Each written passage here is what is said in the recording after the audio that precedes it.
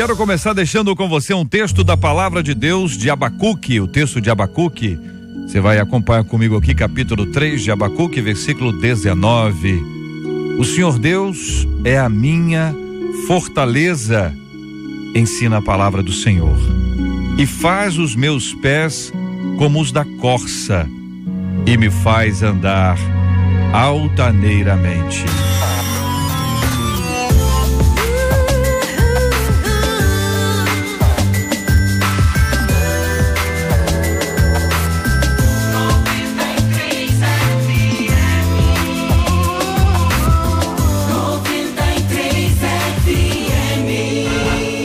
Está entrando no ar, Debate 93.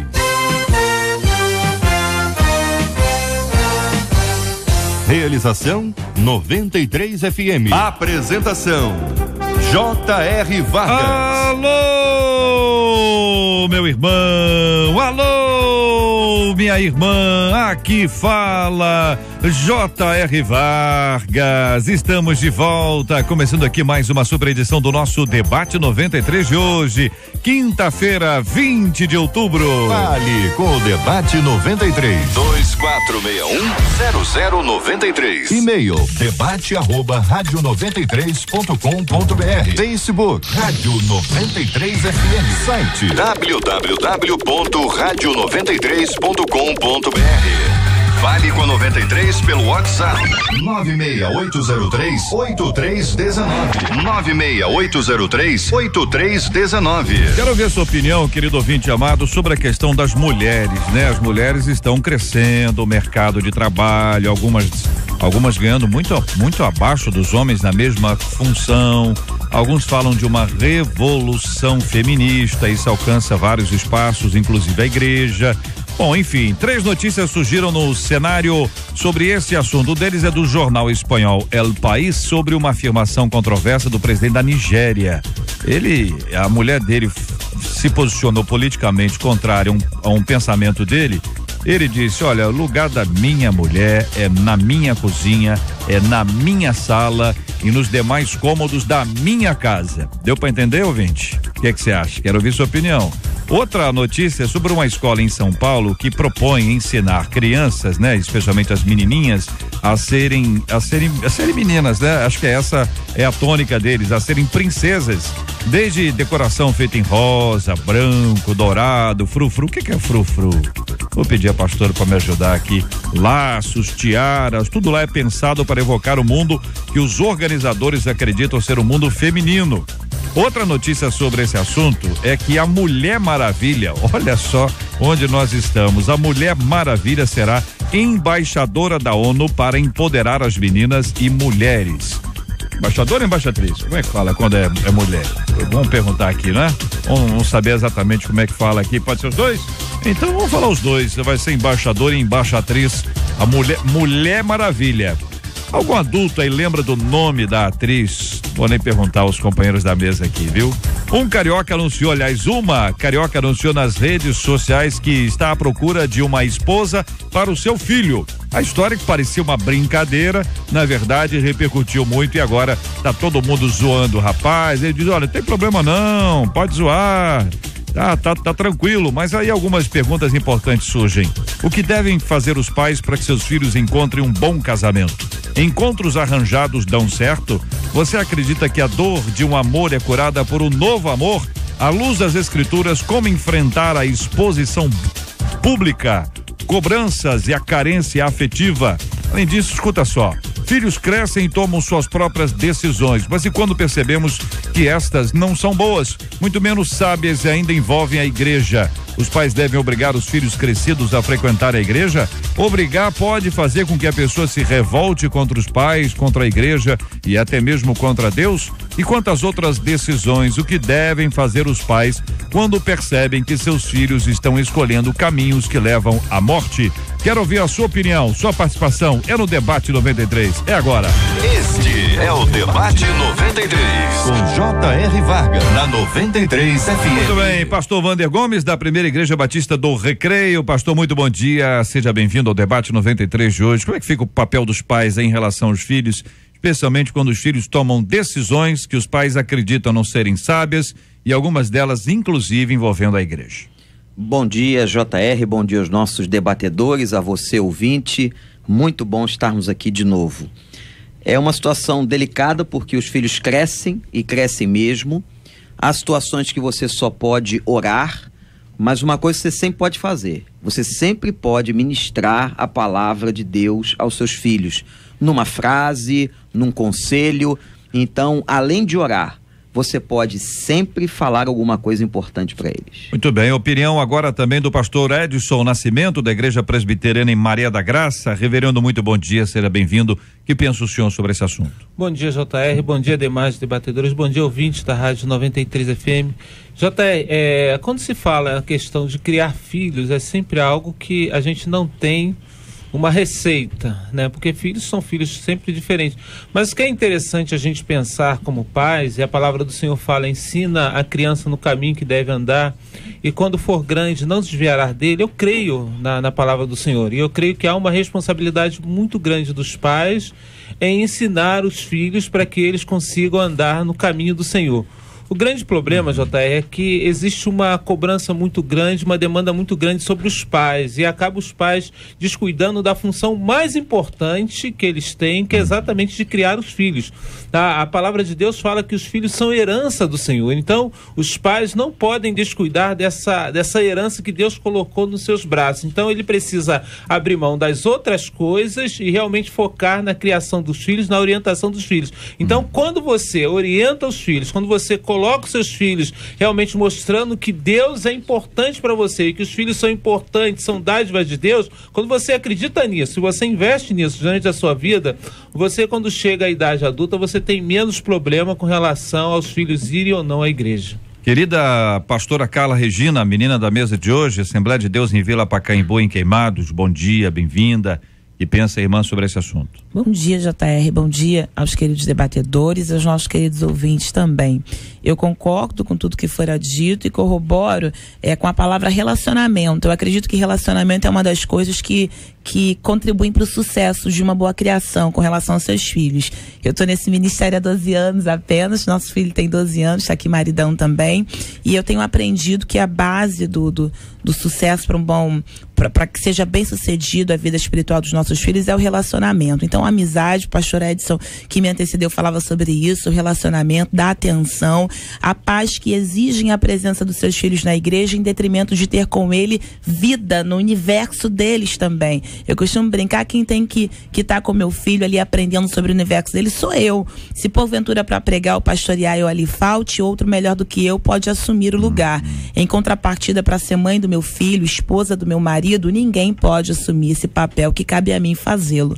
Então, o relacionamento é a base. E tanto é a base, JR, é uma base bíblica que eu já quero deixar, Deuteronômio capítulo 6, versículos 6 e 7, a palavra de Deus vai dizer assim: e estas palavras que hoje te ordeno estarão no teu coração, e as intimarás a teus filhos, e delas falarás. Falarás como? O texto vai dizer: assentado em tua casa, andando pelo caminho, deitando-te, levantando-te. Só corrobora isso, é relacionamento. Eles vão ver em você e vão ter o desejo de viver também. Tudo bem, pastor Rômulo Rodrigues, da Igreja Missionária Evangélica Maranata de Duque de Caxias. Pastor, muito bom dia, seja bem-vindo. Deixa pro senhor a pergunta mais fácil, tá bom? Diz aqui um ouvinte: se tem que obrigar a ir à igreja quando grande, é porque não foi criado no caminho em que deve andar. A ouvinte traz uma afirmação.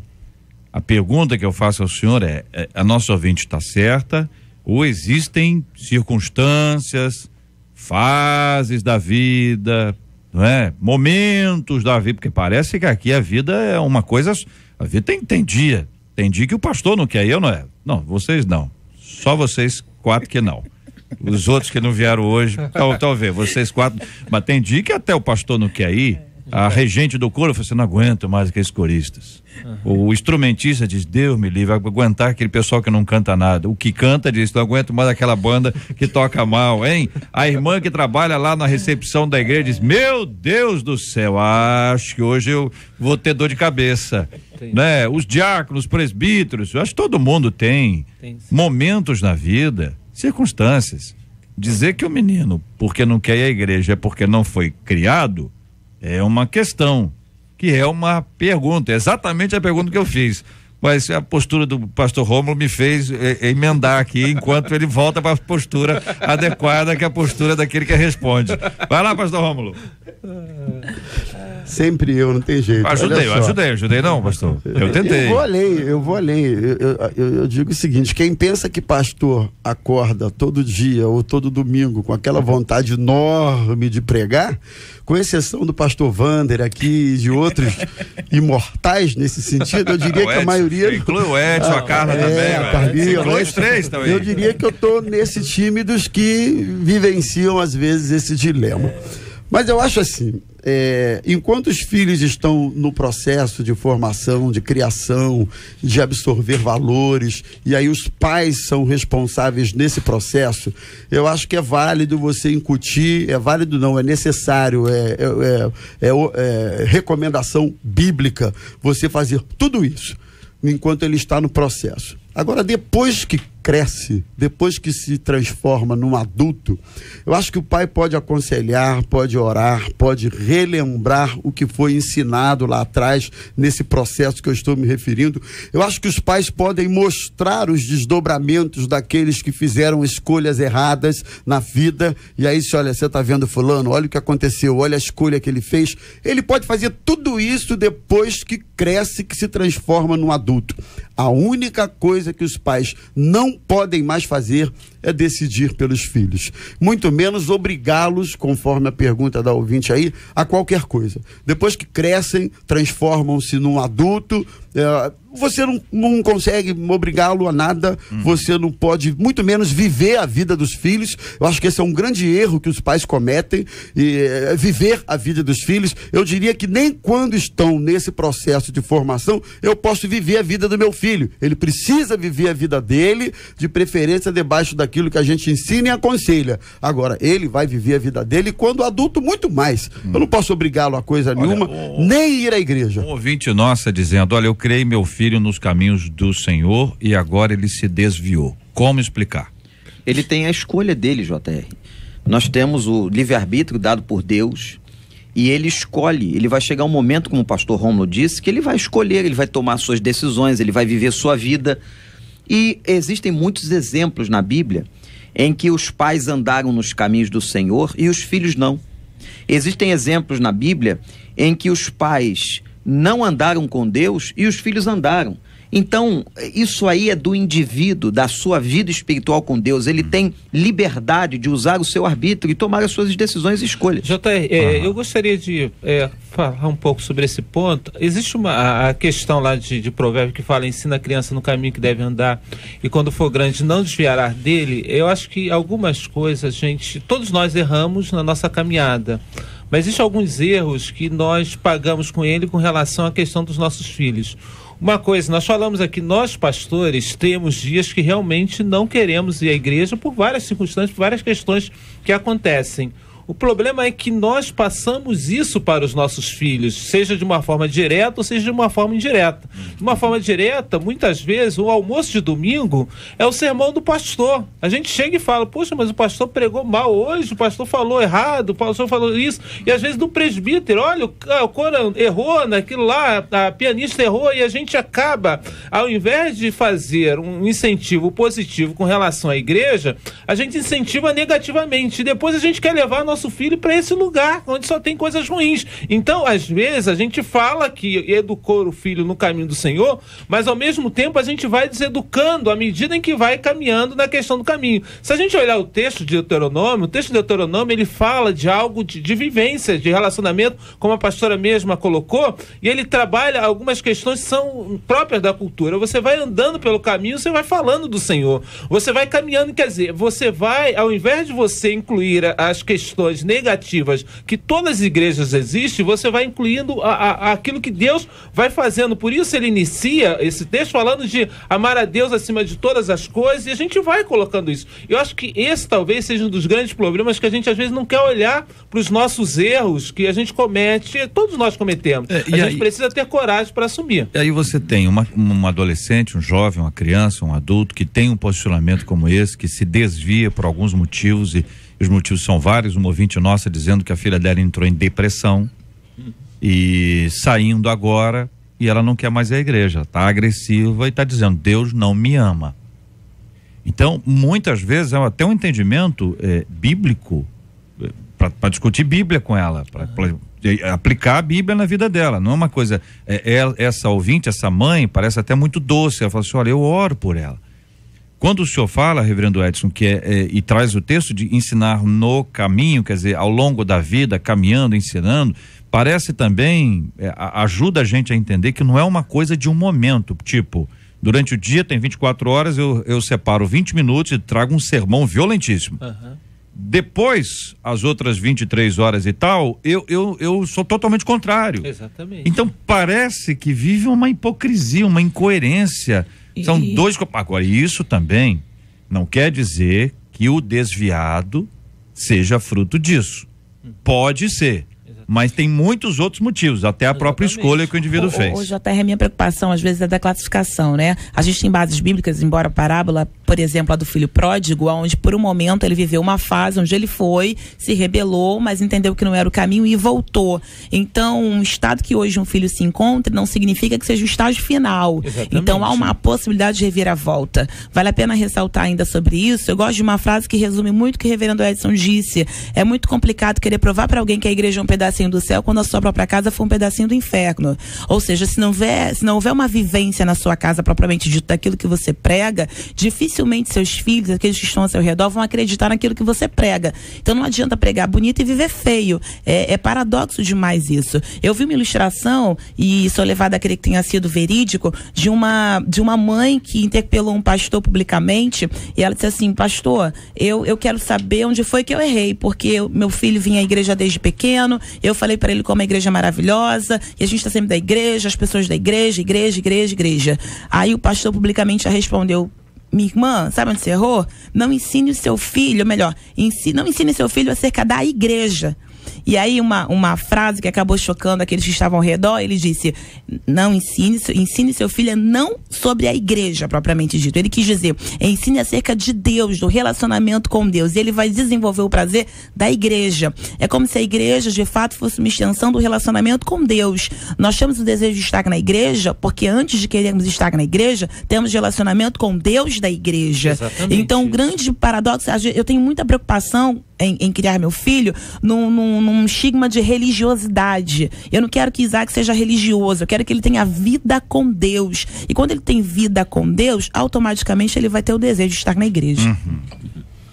Eu acrescentaria também um outro aspecto que me chama muito a atenção, é que ao longo desses processos existem vários fatores que trabalham de forma contrária à criação que se dá, aos ensinamentos que esses filhos recebem. Então, assim, muitas vezes os pais não atentam para isso. Eu estou agora vivendo uma fase, um pouquinho só da experiência do momento que eu estou vivendo, em que o meu filho está frequentando o banco de uma universidade, em que ele passa durante a semana horas e horas e mais horas ouvindo acerca de ideologias, de conceitos e pensamentos dos seus professores que são formadores de opinião, e que esses pensamentos, em muitos casos, se chocam com o que a Bíblia ensina. Então aí, se esse rapaz de 18, 19 anos não tiver uma base bíblica, não tiver um relacionamento com Deus e não tiver tido uma vida de exemplo dentro de casa com seus pais, a partir de então, desse momento agora de academia, de universidade, ele vai começar a ser bombardeado de uma série de informações que vão gerar conflitos na mente e no coração deles. Então eu estou nessa fase de ficar extremamente atento ao que os meus filhos estão ouvindo e o que eles replicam, o que eles reproduzem para mim acerca do que ouvem. E às vezes eu consigo pensar algumas coisas que eu vejo que não são boas e são perigosas. Pastor, então esses fatores têm a sua influência. A gente precisa entender que a gente precisa conhecer as fases em que os filhos estão. Se não identificar, não precisa ser, saber só, o adolescente, como é que é a adolescência? A adolescência é assim, tem sempre alguém que pode nos ajudar. além dos livros bons que você pode utilizar. Cuidado com tudo que você pesquisa no Google, porque nem tudo que vem do Google tem uma fonte confiável, segura. Você tem que ter indicação para você observar bem isso. Primeiro assim, a adolescência como um todo, a juventude como um todo, sabe? Como um todo, para depois identificar os seus. Olha também para a sua história. Seus filhos têm muito da sua história. O ímpeto, a característica, a personalidade. Você vai dizer se é bom, é o seu jeito. Se não é bom, é da sua sogra, do seu sogro. Eu sei como é que é isso, não é isso que você faz? Você puxou sua mãe, sua miserável e tal. Então tem essas características para ajudar as pessoas a entender um pouco, porque o que eu penso é que muitas pessoas, como os nossos ouvintes, eles ficam tão nervosos que não enxergam nada e partem para agressividade. E na agressividade perdem o relacionamento. Perdeu o relacionamento. Se constrói muro de outra coisa, JR. A paz que, com a melhor das intenções, mas a melhor das intenções, ele quer que um filho adolescente que está aí na sua fase pense como ele, adulto, que viveu a vida. E aí você não tem a sensibilidade de entender que esse menino não vai pensar como você, não é verdade? No período de namoro, na adolescência, enfim. Então eu acho que essa sensibilidade ao momento e à fase do filho, inclusive quando adulto, inclusive quando casado, por exemplo, existem pais que querem que os filhos vivam na sua vida de casado a vida que eles viveram lá atrás. E eu costumo dizer que meus pais podem ter sido exemplo de vida maravilhosos, mas a dinâmica do casamento deles não tem que ser a dinâmica do meu. Olha, então o pai precisa respeitar isso. Dizendo, acabei de orar pela vida do meu filho e entrou o debate.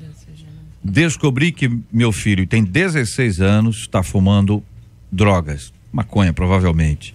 Menino nascido e criado na igreja, toca na banda, frequenta a EBD. Sempre fomos vistos como família modelo da igreja. Vivo me perguntando onde é que nós erramos. Sempre dialogamos e sempre mostramos a ele o caminho certo. Porque nossos filhos que são criados na igreja fazem essas coisas e muitos jovens que nunca tiveram essa educação cristã nunca chegam perto. Onde é que eu errei? Eu queria fazer uma proposta, JR, diante desse fato, que é um fato importante. Não tem muito sentido agora nós ficarmos buscando onde é que foi o erro. Mas faz todo sentido buscarmos o que podemos fazer. Então não adianta pai e mãe que estão ouvindo esse debate agora, que estão numa situação semelhante a deste ouvinte ou desta ouvinte, ficar buscando onde é que foi que a gente errou, aquela briga, aquele ano, aquelas férias, aquela coisa que não foi dado, ou foi dado demais. Não adianta. O que você tem que fazer é o que você pode agir, aquilo que você pode elaborar num momento novo para a vida dele. Como você pode restaurá-lo, como você pode recuperar o relacionamento, como foi dito aqui, como você pode testemunhar. Quer dizer, não adianta ficar pensando nas coisas que já passaram. Elas podem até explicar, mas elas não vão resolver.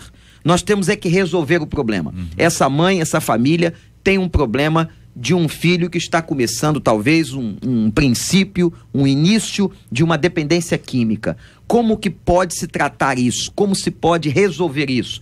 O que a família pode fazer com muita humildade, com muito coração diante de Deus, para tentar ajudar? Então, a proposta que eu faço agora é, ao invés de perguntar onde foi que nós erramos, é o que nós podemos fazer daqui para frente para ajudar nosso filho. E o interessante é que essa pergunta acaba sendo uma tortura para a maioria dos pais, que por sua vez acabam fazendo sempre, quando os filhos fazem escolhas totalmente diferentes. Pastor, todo filho comete erro. Parte logo para essa pergunta, onde foi que eu errei?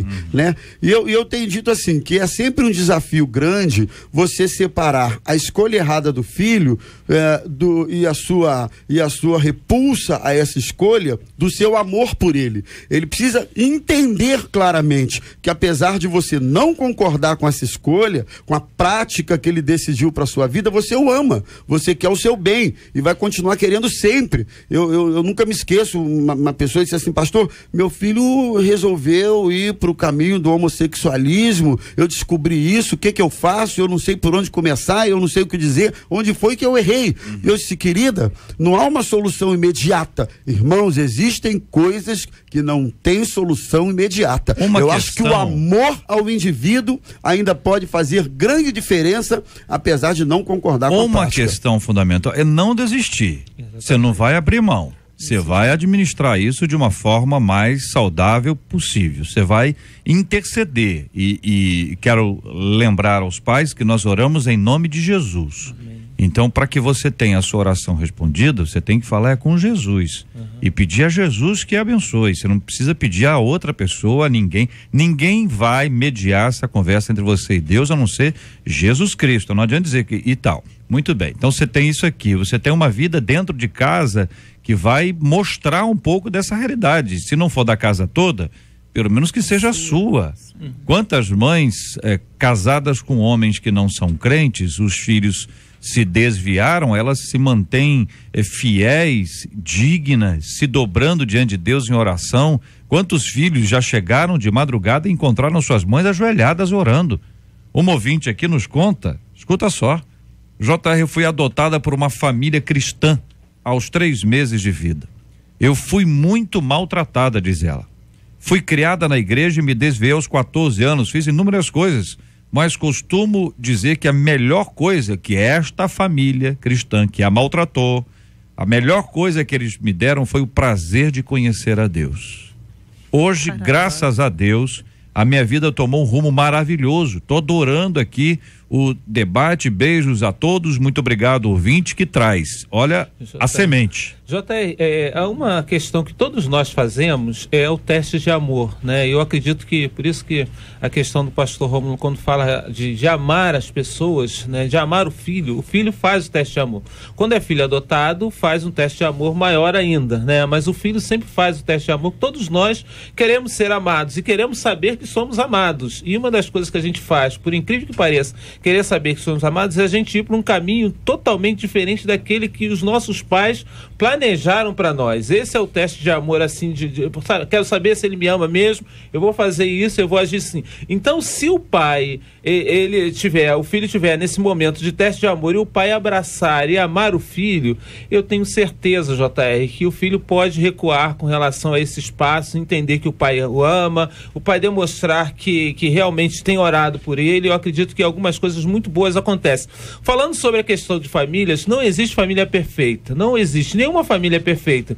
A gente busca fazer o melhor, mas nós somos imperfeitos, porque o pecado trouxe grandes danos a todos nós. Então as nossas ações são imperfeitas. Então, quer dizer, Deus nos coloca numa família imperfeita, todos nós estamos em famílias imperfeitas, e a gente não pode se cobrar atos perfeitos. Então a gente precisa entender que a gente não é modelo de nada, não existe nenhuma família que seja modelo, não existe nada, porque todos nós, ainda que a gente busque fazer coisas boas, a gente acaba de alguma forma fazendo algumas coisas que desagradam a Deus. O JR, vale a pena ressaltar para o ouvinte que escreveu a resiliência de uma situação muito ruim. Ela acabou tirando algo muito bom. Ela poderia simplesmente se vitimizado, poderia ter o espírito de autocomiseração poderia ter tomado conta dela, o espírito do coitado de mim. Em contrapartida, ela decidiu reagir, e eu acredito que essa reação é algo muito particular de cada um. Vale a pena ressaltar também, aí trago o exemplo de mim mesma. Papai e mamãe não eram cristãos, mas tinham um aspecto de moralidade aguçado. Então, casa virgem, todos os valores que uma família cristã teria, mesmo não sendo cristão, eles me criaram assim. E quando me converti, só corroborou, só confirmou ainda mais o que eu já tinha como meta. Agora, uma coisa que eu sempre pude perceber, eu costumo dizer, há uma frase que eu aprendi que ela diz assim: não me importa o quanto você sabe, até que eu saiba que você se importa comigo. Então, muitos pais, às vezes, eles falam de coisas que eles acabam não demonstrando o amor. Então, a gente está falando disso o tempo todo aqui. Não adianta a gente só falar enquanto pais, se porventura não demonstrarmos através de atitude, de relacionamento com o filho, exatamente o amor que a gente diz ter. Porque muitos acabam dizendo eu te amo, mas não se comportam como se amasse. E quando eu digo isso, não se relacionam, não descendo para o nível do filho a ponto de compreender algumas coisas que eles passam. E vale a pena ressaltar só mais uma frase, fase, uma coisa que você falou, JR, eu acho que permeia tudo isso. Respeitando a fase de cada um, nem sempre o outro vai conseguir enxergar naquele momento como nós enxergamos. Depois que eu me tornei mãe, consegui compreender muitas coisas que mamãe fazia comigo. Mas antes eu não conseguia entender. Então, quem nunca ficou com raiva de pai e mãe porque botou de castigo? Mas depois acabou aprendendo a lição. Essa história de fase que para muita gente é difícil, imagina um arroz. Você sabe fazer arroz, velho? Sei Pastor fazer o Romulo. meu arroz, é muito gostoso. Sabe fazer arroz? Não. Devo continuar a perguntar, Não, pastor pode parar Wander? Então não vou perguntar ao pastor Wander se ele sabe fazer arroz. Mas o arroz, quando você coloca na panela, para vocês que não sabem, né? Ele não vem pronto, entendeu? Ele não nasce pronto. Você sabe, Jota? É que sei, ué. Entendeu? Você tá, ele tá duro ali. Aí depois de uma certa fase, depois você coloca água, etc. Enfim, não vou dar aqui a receita. Ele pode estar pronto ou não. Chega uma hora que ele não está tão duro quanto antes, mas ele não está preparado para ser digerido, consumido. Tem fase. Exatamente. Todos É fase. Aparenta estar, quando mas não você está. coloca o azeite, o óleo, sei o que você coloca ali, você coloca ali. Quando você coloca, ele está frio. Quando você liga o fogão, ele entra numa outra fase, ele está esquentando. Daqui a pouco ele está fervendo. Tudo tem fase. A vida é feita de fase. É bom ter cuidado e equilíbrio em relação a isso. A questão de alguma literatura, isso é muito importante pra gente que está criando filhos. A gente esquece que foi adolescente, né? A gente esquece que amnésia, foi né? junior, né? Amnésia. E essa questão das fases, psicologicamente falando, essas fases são fundamentais, elas acontecem mesmo. E é importante que a gente esteja sempre relembrando que nós também passamos por esses momentos de instabilidade e hoje estamos aí aos pés do Senhor. Aqui um ouvinte dizendo, Jota, eu sou policial e às vezes eu me pego trazendo militarismo para dentro da minha casa. Hoje eu determino aos meus filhos a sua presença na igreja, separação de certos amigos, entendeu? Eu acho que não tá bom. Eu tô errado? Pergunta aqui o nosso querido ouvinte. Eu diria que o militarismo não é só uma profissão, acaba sendo um estilo de vida. Quem é militar, eu tenho alguns na família, assim. Então, assim, é muito natural e imperceptível que você reproduza isso dentro da sua casa. E via de regra isso acaba gerando mais choque do que harmonia, né? Porque essa imposição acaba infringindo certos direitos que o outro tem como indivíduo, ainda que novinho, adolescente, jovem, morando dentro de casa e tal, mas você não pode infringir esses direitos dele de indivíduo. E aí esse estilo militarizado dentro de casa, via de regra da zebra, gente. Há uma base bíblica. Talvez a forma, né? A intenção parece boa, né? Cuidar, zelar, proteger. Na maioria das vezes. Eu acho interessante, ele já tem consciência disso, eu acho interessante ele compartilhar com os filhos. Eu acho que ele já entendeu que pode ter exagerado, né? Senão não escreveria, né? Eu acho que isso é importante. O JR tem uma base bíblica, Juízes 5:7, o Cântico de Débora. Ela fala assim: cessaras a Deus em Israel, até que eu, Débora, me levantei por mãe em Israel. Eu sempre me questionei acerca disso, porque o texto começa dizendo que ela é profetisa, diz que ela é juíza. Como é que ela se levanta como mãe? Isso me dá uma grande lição. É preciso aprendermos a discernir o tempo de cada papel de Deus na nossa vida. Há tempo de ser profetisa, há tempo de ser juíza, mas tem que ter tempo de ser mãe. E aí, quando o ouvinte nos escreve isso, eu acredito que haja muitos pais nos ouvindo nesse momento, discernir o tempo da correção, o tempo de ser mais equilibrado, o tempo de você conseguir ser mais compreensivo, discernir cada papel no relacionamento com nossos filhos é a chave para uma grande vitória. Nós vamos orar por esse assunto já aqui no nosso debate 93 de hoje também, minha gente, agradecendo aqui um ouvinte que de JR, tô fazendo arroz agora, ouvinte, olho no arroz aí, ouvido na 93 e olho nesse arroz aí, hein?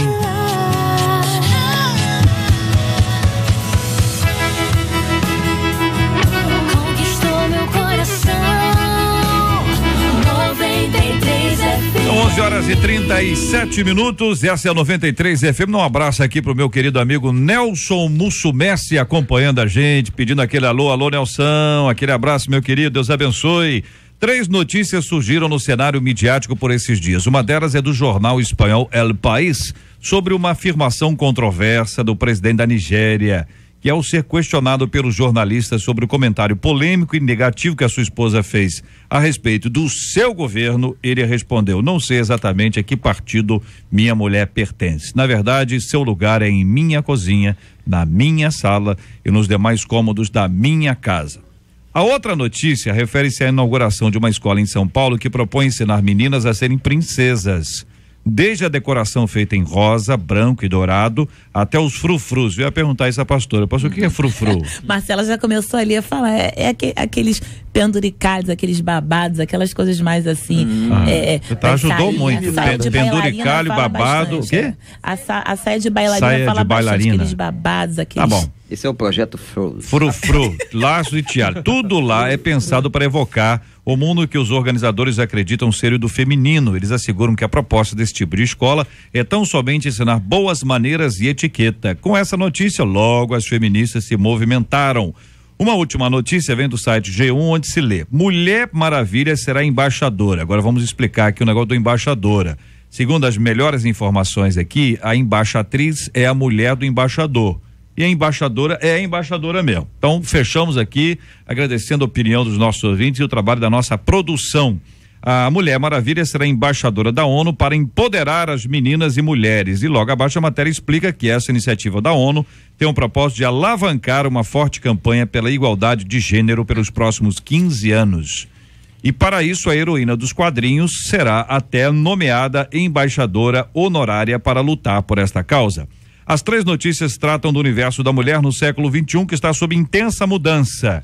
Diante deste cenário desenhado pelas notas, perguntamos: um homem que considera a mulher sua serva, uma escola que considera que o mundo feminino é somente nos tons das princesas da Disney, e a imagem de uma mulher guerreira, independente, dona de si, com superpoderes, perguntamos, afinal, qual é o papel da mulher dentro dos padrões de Deus nas Escrituras e como ser uma mulher segundo o coração de Deus diante de tudo isso, queridos e amados debatedores e amados ouvintes. Para mim, Provérbios 31 fala muito acerca dessa mulher. E a descrição de Provérbios 31 acerca da mulher virtuosa, perceba o equilíbrio. O Senhor, com a permissão de ter deixado para nós esse legado, em nenhum momento a subjuga, em contrapartida também, em nenhum momento a empodera.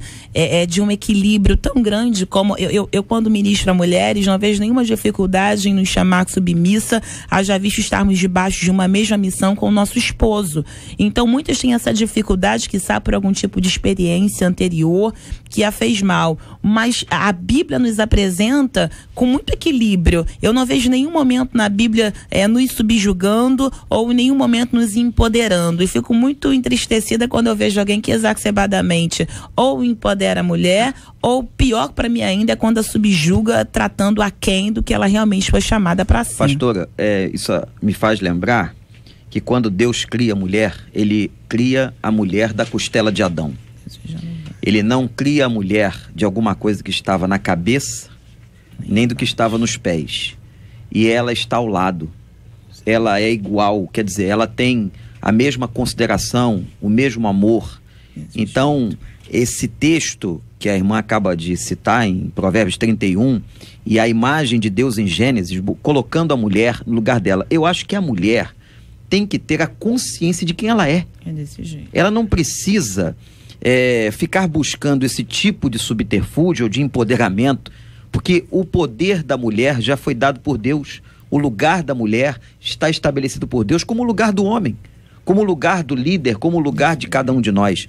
Então, eu acho que o que é necessário é que cada mulher tenha consciência plena do valor que ela tem diante de Deus e daquilo que a palavra de Deus coloca para ela. Infelizmente, a gente vê que o papel da mulher ainda, a começar pelos tempos bíblicos, principalmente no Antigo Testamento e até de certa forma no Novo Testamento, esse papel está muito ligado aos costumes e à cultura do povo e do seu tempo. E aí, quando você vem no tempo de Jesus, você percebe uma valorização de Jesus, a figura da mulher, de maneira muito bonita. E aí você avança a fita no tempo e você percebe que até hoje, no século XXI, em algumas culturas, né? Acho até que dentro dessa cultura da Nigéria, se eu estiver enganado, alguém me corrige, a figura da mulher é uma figura assim, uma figura à margem da sociedade, uma figura isolada, cuja opinião e o valor não tem importância alguma, infelizmente. Agora, traduzindo, trocando a miúdos, irmãos, a mulher é tão capaz quanto. Deus, quando olha para o ser humano e resolve abençoar, ele não vê órgão, genital, desculpe aqui a colocação, se é homem ou se é mulher, ele vê coração sincero, ele abençoa da mesma forma. Deus, quando quer levantar para a liderança, ele também não olha para isso, ele levanta tanto um quanto o outro. Capacidade profissional, sabe-se hoje que a mulher tem tanto quanto o homem, e a prova disso está aí, na ocupação da mulher em segmentos profissionais com tanta eficiência e em alguns casos até mais do que o homem. Então o que o pastor Wander falou está certo, é a mulher se aperceber de quem é, do seu papel, da sua capacidade, da sua condição diante da sociedade e diante de Deus. Então a coisa passa muito por aí. JR, existe um ditado que fala que atrás de um grande homem existe uma excelente mulher, né? Uma maravilhosa mulher. Eu usei esse ditado no domingo, na 115 anos da ASAF do Riachuelo, né? Sociedade Auxiliadora Feminina da Igreja Presbiteriana do Riachuelo, falando que nós, homens, somos realmente melhorados pelas mulheres que estão conosco, né? Isso realmente não tem dúvida. Mas há alguns equívocos que nós cometemos, e falo nós em termos da sociedade, porque a ação do pecado na sociedade, ela é tão danosa, de maneira em que a gente sai do prumo daquilo que Deus havia determinado. Quando Deus criou Adão e Eva, Deus os colocou no jardim, e as coisas eram uma maravilha. Mas depois, quando houve a entrada do pecado, houve acusações de um lado e do outro, e a gente vê isso trouxe grandes danos. O que a gente vê nesses 3 relatos aqui são 3 radicalismos, 3 cantos que as pessoas buscam, né? Onde há a questão do canto com relação daquele que a sua mulher não pode falar nada, há a questão de outro canto daquele que a mulher tem que ser princesa, e todas essas questões. Então nós temos dificuldade de ter uma visão mais centrada, ter uma visão mais moderada. O apóstolo Paulo, lá em Efésios, lá no capítulo 5, quando ele começa a falar a respeito da família, ele fala algumas questões para a mulher, e eu gostei muito de ouvir a pastora Carla falando a respeito da questão da submissão, que eu acho que isso é muito interessante, a gente conseguir entender isso, e a mulher conseguir entender que o fato dela ser submissa significa que ela tem uma missão abaixo, isso foi dado por Deus, e essa é a questão bíblica que coloca para nós. Isso não diminui a mulher de forma alguma, mas numa sociedade sem Deus, a gente vê aí os escândalos acontecendo. Olha, queridos, quando uma de nossas ouvintes fala sobre a questão da princesa aí, ela diz: JR, minha filha tem 9 anos, ela detesta frufru. Ela detesta babados e detesta balé. Tudo isso que você falou aí, pastora, para dar o exemplo aí do frufru. Ela gosta de jogar bafo, ela gosta de cartinhas, ela gosta de brincar com pipa e não liga para bonecas. Nem por isso eu deixo de ensinar a minha filha a ser feminina. Ser mulher não é ter o estereótipo de perua ou de Barbie. E aí a gente isso, não tá aqui pastora? nem pra julgar quem assim o faz. Eu, por exemplo, eu joguei futebol feminino, fiz capoeira, um monte de coisa de moleque, e tô aqui toda feminina nessa manhã. O que eu quero que é o que a gente quer deixar muito claro, é que todos os extremos, eles não são bons, isso não é legal. E eu gosto muito, o pastor Rômulo falou sobre isso, sobre o Antigo Testamento. Eu amo o Senhor por ele ter deixado claro ainda no Antigo Testamento, pensando eu citei Débora, que foi uma juíza, foi a única. É Deus mostrando para nós que ainda lá no Antigo Testamento, por mais exemplos que eu tenha negativos, subjugando, eu prefiro pegar os positivos. Eu vejo Deus falando para Abraão: ouve a tua mulher. Eu vejo Deus, eu não vejo Deus propriamente dito, em nenhum momento nos subjugando. E isso para nós é motivo de alegria, para que ninguém faça. Pergunto a vocês o seguinte: a Bíblia diz que a mulher é princesa? Não, a Bíblia nos trata com características de princesa de Deus, porque somos filhas do rei. Então, enquanto filha do rei, eu sou uma princesa do Senhor. Agora, não uma princesa estabelecida pela sociedade. Então, vamos lá. Esse é que é o ponto. Esse é que é o ponto. Então, quando se imagina, se faz essa interpretação de que a mulher é uma princesa, você está considerando que é uma mulher de Deus, e que o princesa, no modelo bíblico, é diferente do princesa no modelo Disney. Exato. Para usar um exemplo simples, para usar o Disney aqui só para... um estereótipo. Tá lá nos Estados Unidos, podemos falar à vontade da Disney. Não, e pouco tempo tinha dificuldade que não tinha Barbie negra, então, né? Ela veio depois. É então, isso que nós podemos dar. A Disney não pode digitar o padrão. A Bíblia de princesa, traz, se considerando isso, não quer dizer que você tenha... É serva de Deus, como o menino é o servo de Deus. Esse é o entendimento, pastor? É o sentido de valorização. Está de acordo, pastor Wander? É sentido de valorização da menina, da mulher. Agora, tudo isso aí, gente, tem muito a ver com cultura, com a cultura em que a menina está inserida, né? Quando a gente fala da questão da princesa, do projeto Frozen aí, que eu falei há pouco, né? Isso tem a ver com a questão cultural em que a gente está inserido. Não podemos descartar essa questão. Há uma visão cultural sobre nós. E somos, sim, julgados a partir de uma visão, de uma ótica cultural. Por isso que eu voltei aqui a valorizar a questão da consciência do eu. A mulher, o homem, tem que ter consciência de quem ele é. Quem eu sou diante de Deus, quem eu sou para Deus, quem eu sou diante da palavra de Deus. Porque a expectativa que a sociedade tem sobre você é muito pesada. Então você tem que saber quem você é para que você saiba responder a essas questões. Agora, a Bíblia é um livro muito claro quanto ao ser homem, ao ser mulher. Muito bem. Eu só quero, arrematando aqui, essa figura de princesa, na minha percepção, está muito associado a essa questão da mulher ser, por natureza, mais delicada, por natureza, diferentemente do homem, mais sensível. O grande problema é quando a princesa é sempre magra, loura, olhos azuis. Aí isso é que é o ruim. Eu não penso na questão do biotipo. Eu não pra penso mulher a gente pensa muito nisso, pastor. Mulher pensa muito em biotipo. Então quando a sociedade me impõe... É o seguinte, é que a igreja começou a fazer, a igreja como um todo, uma série de ações dizendo que a mulher é princesa. Né? Então, enquanto as princesas, a princesinha. Então aí a análise aqui é a princesa bíblica, ou nos moldes bíblicos, não aonde que não é a que tem o biotipo, nem é a que está dentro desse padrão de biotipo. Não pode estar ligada a biotipo. Não pode estar ligado a biotipo. Padrão de beleza. O problema é que ninguém chega pra gente e fala, olha, princesa é isso, é isso, é isso. As pessoas aproveitam o conceito de princesa que a gente tem, que é um conceito tá na mente da gente. Da sociedade. Um conceito social de princesa. Que a Mulher Maravilha, quer dizer, Exatamente. Eu não sei, Marcelo, descobre aí, quando nasceu o desenho? O desenho. 4 quadrinhos. O filme. Depois do Super-Homem, né? Pois é, mas aí pra gente saber exatamente quando foi, daqui a pouco a gente traz essa informação pra você ouvir.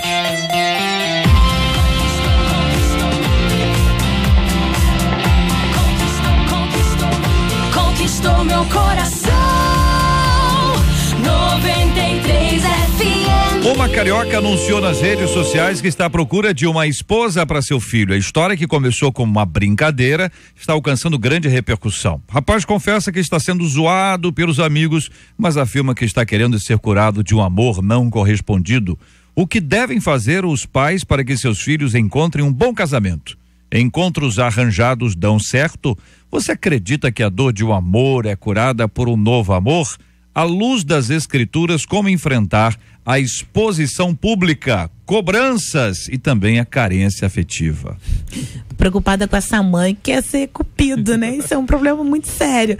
A gente tem uma tendência a fazê-lo, até brinco com meu filho acerca disso, mas eu acredito que orientação é melhor do que se intrometer para fazer o que cabe a ele fazer, até porque mãe e pai não vai estar com a gente para todo sempre. E eu acho que quando a gente se mete muito na vida dos filhos, cria neles uma deficiência para buscar sozinho o que ele precisa fazer quando crescer, porque quando a mãe não tiver, ele vai fazer o quê? Vai morrer de depressão? Então, mãe, menos, vai, eu sei que é legal, menos, bem menos. Outra coisa que eu quero ressaltar aqui, será que dá para curar um amor com outro amor? Eu acho que dá. Eu também Isso concordo. pode não ser um padrão estabelecido e regra única, mas eu acho que dá, porque às vezes você tem um amor não correspondido, não valorizado, em que você ama, mas não é correspondido, e de repente esse relacionamento se rompe, você vai para um outro em que você passa a ser correspondido, passa a ser percebido como gente e valorizado, e olha, eu vejo muita gente que acaba se dando bem e sendo curado, sim. Eu vi, pastor, essa reportagem que o JR está citando, e eu achei que o rapaz, ele está reagindo muito bem à situação que a mãe colocou ele. A mãe colocou ele numa exposição interessante. E ele está reagindo bem. Agora, os pais têm que ter todo o cuidado para ver se os seus filhos estão prontos a uma exposição social desse nível. Né? Pode ser que você tenha um filho que não vai reagir bem, que não vai gostar daquilo que você está fazendo. Então você tem que ter cuidado e respeito com esses filhos. Rapaz, o filho adolescente não gosta nem que a gente vá buscá-lo na escola, não gosta nem que você vai buscar numa festa que ele está hoje eu pagando passei mal por isso. Imagina expor na rede social que você está buscando uma namorada para ele. O rapaz tem 23 anos. 23 anos Tá gostando por causa disso, que ele tem 23. JR, eu tenho uma preocupação com relação ao amor, outro amor, porque o que eu penso é o seguinte, é que às vezes algumas motivações, por elas serem erradas, elas levam a erro na questão do caminho. Se você está motivado a se relacionar porque você está com um relacionamento que foi frustrado, certamente você vai ter uma escolha que talvez essa escolha não seria uma escolha focada, com mais critério, porque você está sendo forçado a fazer alguma coisa. Então eu acho que uma coisa que você precisa entender, né, com relação a isso, é saber se é realmente o tempo de Deus para você fazer, você trabalhar a sua cabeça, você trabalhar você mesmo, né? E eu fico muito preocupado com esse adolescente. Parece, quer dizer, a adolescente eu falo, apesar de ter 23 anos, mas é adolescente que não sabe... Tá adolescente ainda, né? Exatamente. Alguns chamam esse tipo de relacionamento, um amor para curar, como de relacionamento band-aid. Entendeu? Band-aid é o próximo.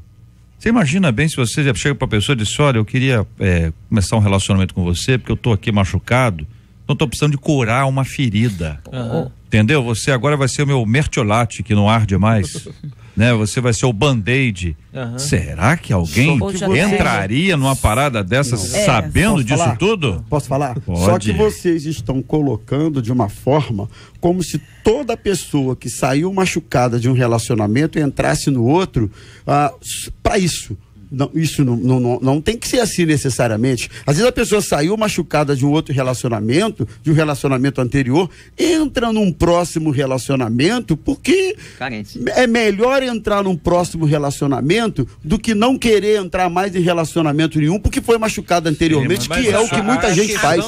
Então, nesse processo em que ela é valorizada... É pra curar ou cura? Não, mas o JR, você fala que é um novo Quando amor, alguém se percebe valorizado, JR, cura sim. Não, tá bom? É pra curar, a pergunta é outra.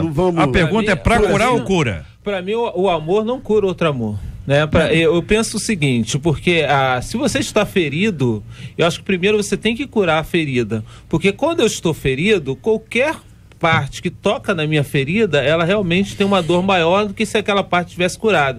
Então, se a gente está ferido, a gente vai talvez cobrar mais da pessoa que a gente está se relacionando, a gente vai estar aquém daquilo que a gente está, porque na realidade a gente não está na condição total para que a gente possa enfrentar as questões da vida em si. Então, quer dizer, esse é um dos grandes problemas. Pra mim, eu vou me prender na nomenclatura, porque pra mim novo relacionamento e novo amor não são sinônimos necessariamente. Todo novo amor é um novo relacionamento, mas nem todo novo relacionamento é um novo amor. O cara tá falando de novo amor. Então pronto, então é diferente pra mim. Então se eu entro para um novo amor, eu acredito que o amor cura, se não for baseado só pra eu entrar, pra me relacionar, quiçá, gostei da separação que você fez, pra curar ou cura. Então eu entro no relacionamento pra curar, não, esse não cura. Agora se eu me permito um novo amor, começa com relacionamento, culmina no amor, fui curada. Então um novo amor, fundamental ter uma mulher.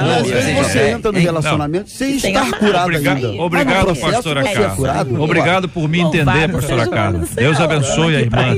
Bom, então nós temos esse exemplo que está aqui. Vocês pensaram bem que nem todo mundo reagiria com o mesmo bom humor do rapaz, porque alguém pode dizer, tá na promoção.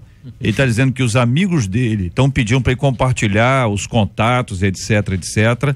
E vale lembrar que a internet é um mundo que não se apaga. Exatamente. Guarde bem isso, ouvinte. Aquela foto que você colocou, você não pensou bem? Botar essa foto aqui que tá legal e tal. Ela não se apaga. Aquela história, aquele post que você colocou e apagou, você achou assim, acabou, isso não se apaga. Isso permanece. Por isso, cuidado com a maneira com que você expõe a sua vida e expõe a vida daqueles que são especiais e queridos para você. Mulher Maravilha, criada em dezembro de 1941. Muito outrora. Nossa querida Mulher Maravilha está para completar 75 anos. Já não está tão maravilhosa. É um broto. Ela é da DC Comics. E, enfim, é um símbolo, né? É um símbolo. Buscaram um símbolo para que isso pudesse ser desenvolvido. Vale lembrar que Mulher Maravilha é uma marca, é comércio, e a ONU pega, é ONU, né? A ONU pega, mexe com um produto que é sabe, é como se botasse a Barbie. Tem uma fábrica que faz, vai sair o filme da Mulher Maravilha daqui a pouquinho. Já tá bombando. Eu assim, cara, como é que ele vai acreditar num negócio desse? Né? Puxa vida. Muito bem, vamos terminar.